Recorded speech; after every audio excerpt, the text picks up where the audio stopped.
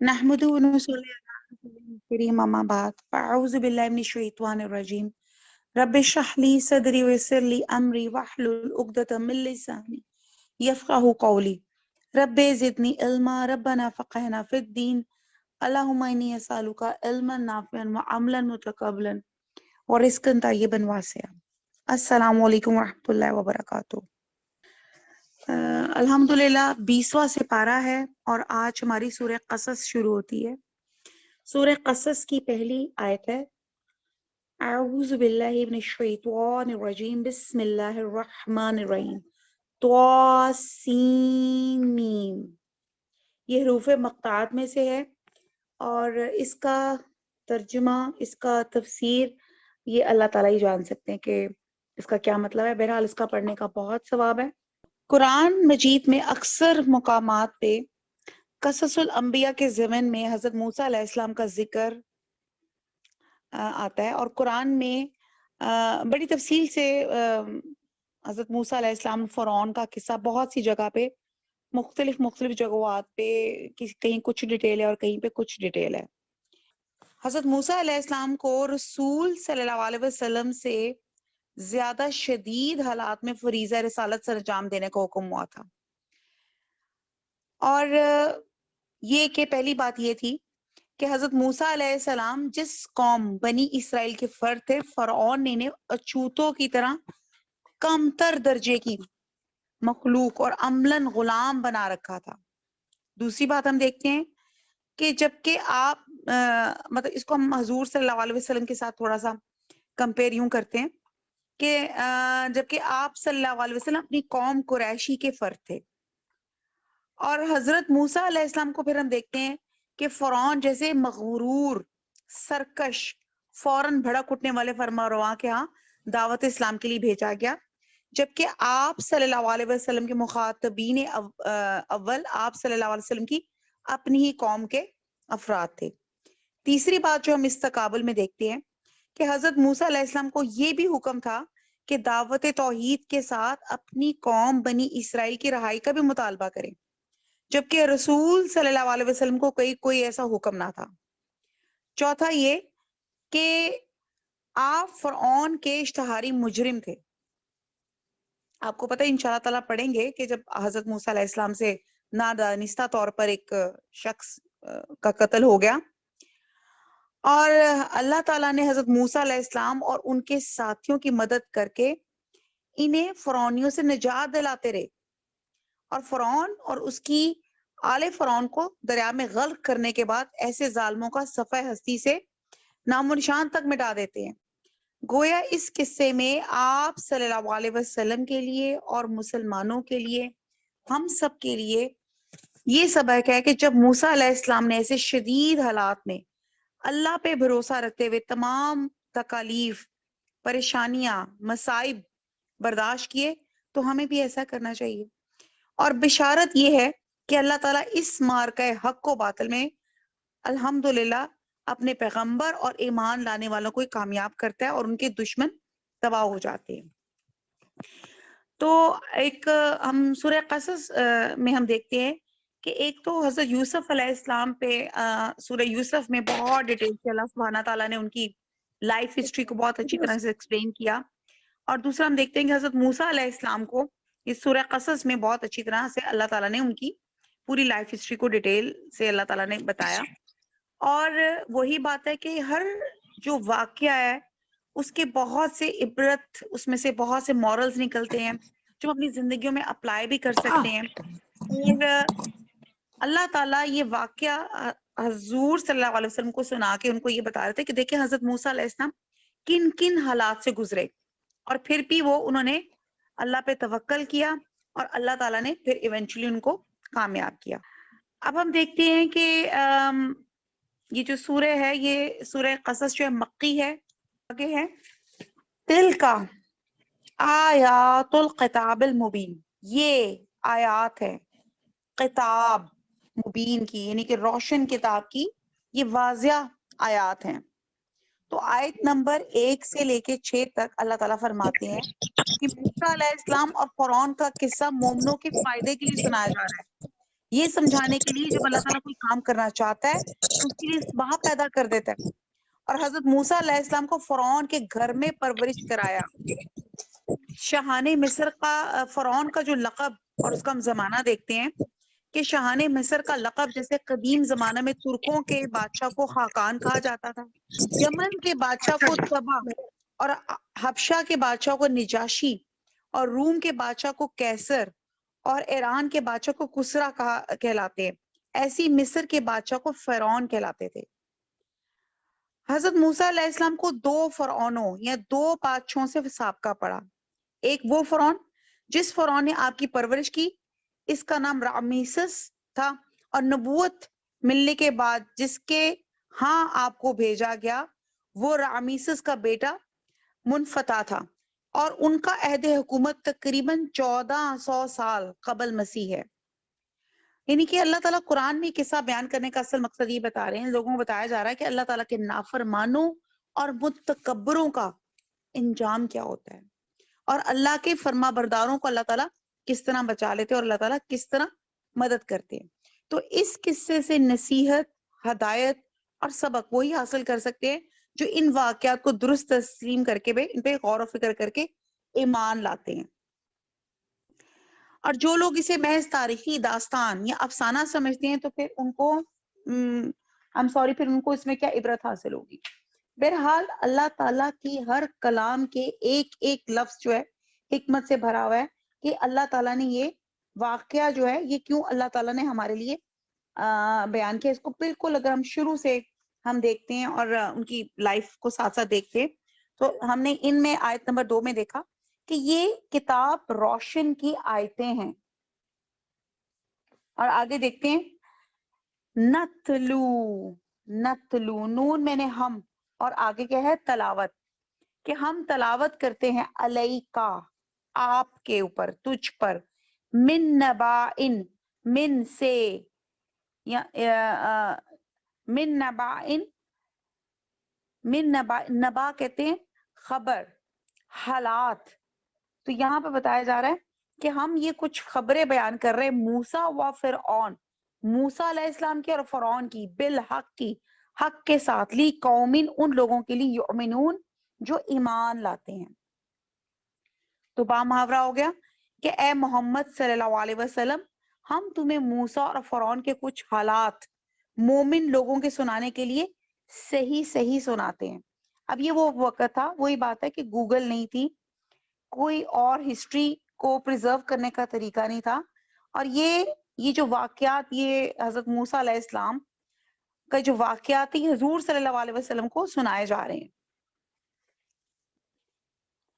جس سے برداشت، حوصلہ، ثابت قدمی اور بے انتہا اور بھی بہت سے ہمیں سبق ملتے ہیں. پھر ہم دیکھتے ہیں انا بے شک فرعون نے الا سرکشی، نافرمانی، فی الارض زمین کے اوپر، وجعل اور اس نے بنایا، اہلہا اس کے باشندوں کو، شیعن شیعہ، گروہ گروپس میں، یستضعفو اردو کا لفظ کہاں سے نکلتا ہے؟ ضعیف سے، کمزور کر رکھا تھا، طائفاتن ایک گروہ کو، منہم ان میں سے، یذبحو یہ میں نے وہ اور آگے وہ ذبح کرتا تھا، ابناہم ان کے بیٹوں کو، ویستحیا ہائی سے ہے اور وہ ہائی رکھتا تھا، وہ زندہ رکھتا تھا، نساءہم ان کی لڑکیوں کو، انہو بے شک وہ، کانا تھا، من المفسدین بے شک وہ مفسدوں میں سے تھا. با محاورہ دیکھتے ہیں آیت نمبر 4 کو، کہ فرعون نے ملک میں سر اٹھا رکھا تھا اور وہاں کے باشندوں کو گروہ گروہ بنا رکھا تھا، ان میں سے ایک گروہ کو یہاں تک کہ کمزور کر دیا تھا کہ ان کے بیٹوں کو ذبح کر ڈالتا اور ان کی لڑکیوں کو زندہ رہنے دیتا، بے شک وہ مفسدوں میں سے تھا. اب یہاں پہ فرعون کا کریکٹر اور اس کی ظالمانہ حدود کو بیان کیا جا رہا ہے کہ فرعون نے سر اٹھا رکھا تھا. وہ اپنے آپ کو بہت بڑی چیز سمجھنے لگ گیا تھا. لوگوں پہ ظلم اور زیادتی میں حد سے تجاوز کرنے لگ گیا تھا. اپنے آپ کو بندگی کے مقام سے اٹھا کے خود مختاری کے مقام تک لے آیا تھا. یعنی کہ اپنے نعوذ باللہ اپنے آپ کو خدا کہنے لگ گیا تھا اور سخت باغیانہ روش اختیار کر رکھی تھی. اور فرعون ہی کے لفظ متکبر، سرکش یہ استعمال ہوتے ہیں. اب وہ کرنے سے پہلے ہم تھوڑے سے دیکھ لیتے ہیں کہ جو فرعون تھا اس کی گورنمنٹ میں 2 قسم کے لوگ تھے. ایک کو قبطی اور ایک کو سبتی کہا جاتا تھا. تو اپنی حکومت کو مستحکم کرنے اور مستحکم بنانے کے لیے اس کی سیاسی پالیسی یہ تھی کہ اس نے اپنی رایا میں طبقاتی تقسیم پیدا کر دی تھی. سمجھ آ رہی ہے؟ جس کو کہتے ہیں ڈیوائڈ اینڈ رول. یہ جو ہمارا انڈو پاک پاکستان بنا تھا تب یہ انگریزوں نے بھی یہ کیا ہوا تھا کہ ڈیوائڈ اینڈ رول. تب ان کا بھی اسی طرح انہوں نے جب ہم سب کانٹیننٹ میں رہتے تھے تو انہوں نے بھی اسی طرح انارکی کر کے ہندو اور مسلمانوں کو آپس میں لڑا چھوڑا تھا کہ یہ ڈیوائڈ کریں نہ ان کی آپس میں کوئی کس کو کہتے ہیں یونٹی پیدا ہو اور یہ اسی طرح لڑ لڑ کر تباہ ہو جائے. اور یہ فرعون کا بھی یہی کام تھا. اس نے کیا کیا ہوا تھا کہ اس نے اسرائیل کو غلام بنا کر کے رکھا ہوا تھا اور ڈیوائڈ اینڈ رول کے تحت انہیں تقسیم کر رکھا تھا. ان کے اندر اختلاف پیدا کر کے رکھے ہوئے تھے. ان کے رہنے والوں کو گروہوں میں بانٹ دیا تھا اور اس کے ملک میں جو قانون اور قاعدہ نہیں تھا. تمام لوگوں کو برابر حقوق حاصل نہیں تھے. تو یہاں پہ وہی بات کی جا رہی ہے کہ گروپس میں ان کو بانٹا ہوا تھا. اور اس نے جو اپنی رایا میں طبقاتی تقسیم پیدا کی تھی، ایک تو اس کو اپنی قوم یا مصر کے قدیم باشندے تھے جن کو قبطی کہا جاتا ہے. جیسے میں نے 2 آپ کو گروپس بتائے تھے. ایک کو کہا جاتا تھا قبطی. تو یہ جو مصر کے قدیم باشندے تھے انہیں قبطی کہا جاتا تھا اور یہ معزز طبقہ تھا اور سرکاری پوسٹس بھی ان کو ملتی تھی اور حکمران قوم ہونے کے ناطے ان کے حقوق زیادہ تھے، ان کی دیکھ بھال زیادہ ہوتی تھی اور ان کے لیے رولز اور تھے. اور جو دوسری کیٹیگری تھی اس کو کہتے تھے بنی اسرائیل، جو حضرت یوسف علیہ السلام کے زمانے تقریباً 400 سال پہلے یہاں آ کر آباد ہوئے تھے. اس وقت وہ حکمران قوم کی حیثیت سے آئے تھے، لیکن ایک صدی بعد ان میں بہت بے دینی اور اخلاقی زوال پیدا ہو گیا اور وہ فرقوں میں بٹ گئے. تو اللہ نے ان کی حکومت چھین لی اور مصری لوگ پھر سے قابض ہو گئے اور انہوں نے ان بنی اسرائیل سے انتقاماً اچھوتوں اور وہ جس کو کہتے ہیں نا شودروں کا سا سلوک روا رکھا. اور معاشرے میں ان کی کچھ عزت نہ تھی، کوئی ان کے پاس سرکاری پوسٹ نہیں تھی اور یہ لوگ عموماً حکمران قوم کے افراد کے غلام ملازم تھے اور ان کی عورتیں ان کے گھروں میں کام کاج کرتی تھی. تو فرعون نے عملاً ان لوگوں کو اپنا غلام بنا کے رکھا ہوا تھا. تو یہ بیسکلی یہ فرعون نے ڈیوائڈ اینڈ رول کا ایک طریقہ رکھا ہوا تھا سبتی اور قبطی میں، اور دونوں کے اوپر جو لاز کی امپلیمنٹیشن تھی وہ بھی اور طرح کی تھی. اب اس کے علاوہ اس نے مزید کیا کیا کہ مصر کی قومیت پرستی کی تحریک تو مدتوں بعد پہلے شروع ہو چکی تھی.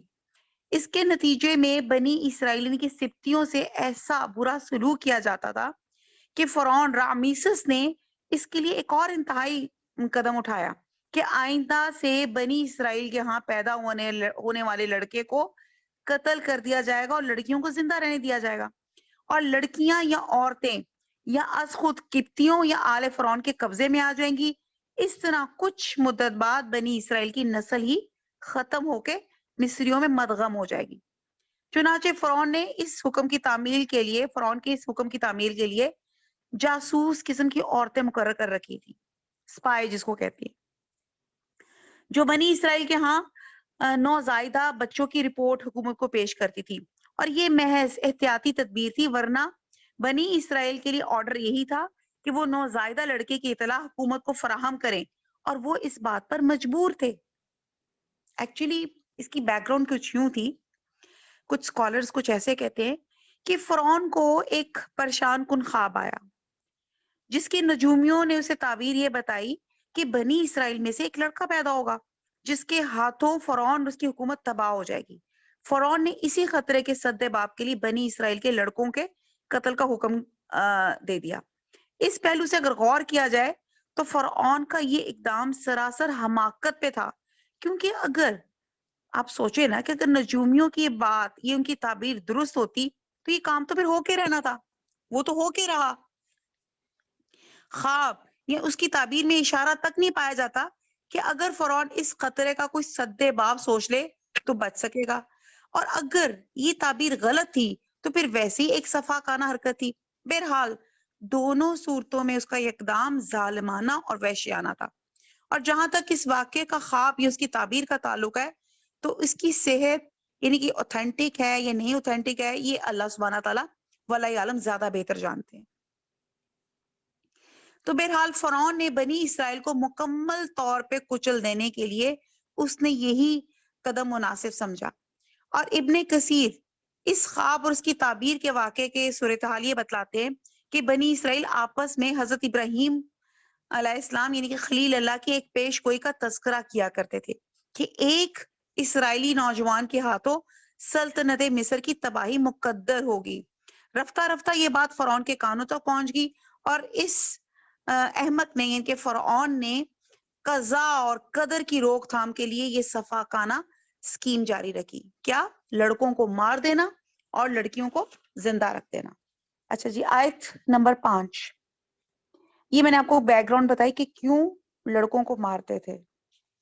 نسل کشی کرنا چاہتے تھے اور بنی اسرائیل کو ختم کرنا چاہتے تھے. اور دوسرا جو فرعون کو خواب آیا تھا یا وہ جو ان کی کوئی پیش گوئی تھی کہ ایک بنی اسرائیل سے کوئی شخص اٹھے گا اور ان کی قوم کو تباہ و برباد کر دے گا. آیت نمبر 5. وَنُرِيدُ وا اور نون ہم اور ریدو ہم چاہتے ہیں، انمنا کے من، میم نون اور نون من آپ کیا کہتے ہیں؟ من اس کو بھی کہتے نہیں کتنے من بھاری ہے. من ایک ویٹج کو کہا جاتا ہے، اور یہاں مراد ہے احسان. انمنا کہ ہم احسان کریں، الذین ان لوگوں پہ جو استضعفوا ابھی لفظ پہلے آیا ضعیف، جو کمزور ہو گئے تھے، فی الارض زمین میں، ونجعلہم اور ہم بنائے ان کو ائمتن، ائمہ آئم امام پیشوا، ونجعلہم اور جعل بنائیں اور ہم بنائیں ان کو الوارثین وارث. با محاورہ دیکھتے ہیں. اور ہم چاہتے تھے کہ جو لوگ ملک میں کمزور کر دیے گئے ہیں ان پہ احسان کریں، ان کو پیشوا بنائیں اور انہیں ملک کا وارث کریں. فرعون تو اس مظلوم گروہ کو پوری طرح سے اس کو بالکل ختم تو کرنا چاہتا ہی تھا، مگر اللہ کو کچھ اور منظور تھا. اللہ کیا چاہتے تھے؟ ایسی صفاق اور ظالم قوم کو جو ہے اللہ تعالیٰ ان کو ایک سبق سکھانا چاہتے تھے. اور جن بیچاروں پہ یہ ظلم اور ستم ڈھائے جا رہے تھے، انہیں نہ صرف ان سے نجات دلائی جائے بلکہ ان ظالموں کی جائیدادوں اور ان کو اور ملک کا وارث بھی بنایا جائے. دین کی امامت بھی انہی کے سپرد کی جائے اور دنیا کی سرداری کا تاج بھی ان کے سر پہ رکھا جائے. ان کو ان کا وارث، ان کو ان کا پیشوا بنایا جائے. اور اللہ کی سنت جاریہ یہی ہے کہ ظالموں اور متکبروں سے زمین کو خالی کر کے ان کی جگہ ان مظلوموں کو آباد کرتا ہے جن پہ ظلم ڈھائے گئے ہیں. تو اس آیت میں دیکھیں آپ کلیئر کٹ لکھا گیا ہے. اللہ تعالیٰ نے فرعون اور اس کی قوم کا انجام یہاں پہلے ہی آیت میں شروع میں ہی بتا دیا کہ اللہ تعالیٰ کیا چاہتے تھے. اللہ چاہ رہے تھے کہ جو ضعیف لوگ ہیں جو زمین پہ، نجعلہم ائمتن کہ اللہ تعالیٰ ان کو پیشوا بنا دے اور انہیں ان ملک کا وارث بنا دے. یعنی کہ جس ملک میں ان پہ ظلم و ستم ہو رہا تھا، بنی اسرائیل ایز اے قوم، ایز اے غلام، ان کے ساتھ بڑا برا، جس کو کہتے ہیں ٹریٹمنٹ بھی بڑی بری ہوتی تھی. ایک تو ہوتا نا غلام اور ایک ہوتی بری ٹریٹمنٹ کے ساتھ، بہت برا ان کے ساتھ سلوک ہوا کرتا تھا. اور یہ اللہ تعالیٰ کو پسند نہیں ہے. جیسے میں نے شاید پہلے بھی کئی دفعہ کہا ہے کہ ہم نے جتنی بھی قوموں کے پچھلے عذابوں کے قصے سنے اس میں ہم نے کہیں نہیں پڑھا کہ کوئی قوم نماز روزہ حج زکوٰۃ نہیں کرتی تھی تو ان کے اوپر عذاب آ گئے. بے شک وہ حقوق اللہ بڑی امپورٹنٹ چیز ہے, وہ ہمیں ادا کرنے چاہیے, لیکن حقوق العباد اتنے امپورٹنٹ ہے کہ اللہ تعالیٰ نے جتنی بھی پیغمبروں کی قومیں تھیں وہ زیادہ تر برباد اور عذاب سے اس لیے دوچار ہوئی کہ وہ بندوں پہ ظلم کرتے تھے, بندوں کا حقوق جو تھے وہ غضب کر جاتے تھے. تو اللہ تعالیٰ کو یہ بات پسند نہیں کہ کوئی بندہ کسی بندے کو ہرٹ کرے. تو یہی بات ہمیں سوچنی چاہیے کہ بندوں کے حقوق دے آر ویری امپورٹنٹ. ہمیں اپنی زندگیوں میں دیکھنا چاہیے کہ خدا نہ خواستہ ہم کسی بندے کا حق تو نہیں مار رہے, ورنہ آپ دیکھیں کہ یہ جب تک بندے کو ریلیٹڈ پرسن کو معاف نہ کرے گا آپ کا معاملہ لٹکا رہے گا, معلق رہے گا ڈے آف اکاؤنٹیبلٹی والے دن. بہرحال ایک دوسرے سے معافی مانگے, آج اس دنیا میں میرے اور آپ کے لیے مہلت ہے. آیت نمبر 6, وَنُمَكِّنَ نُمَكِّنَ وا اور مکینہ آپ مکان کہہ لیں مسکن کہہ لیں سب یہیں سے نکلتا ہے. اور اس مراد ہے کہ ٹھکانہ دیں گے, ہم طاقت دیں گے, جماؤ دیں گے, نمکن قدرت دیں گے, لہم ان کو, فل ارض زمین پہ, و نوریا وا اور نون ہم اور ری ہم دکھائیں گے, فرعون و حامانا اور حامان, و جنودہما جنود لشکر, ہما ان دونوں کے لشکروں کو, منہم ان سے, ما کانو جس چیز کا, یحذرون حذر وہ ڈر رکھتے تھے.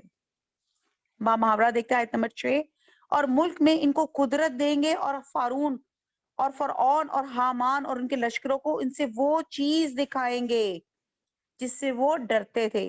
کیا چیز؟ ذلت اور عذاب.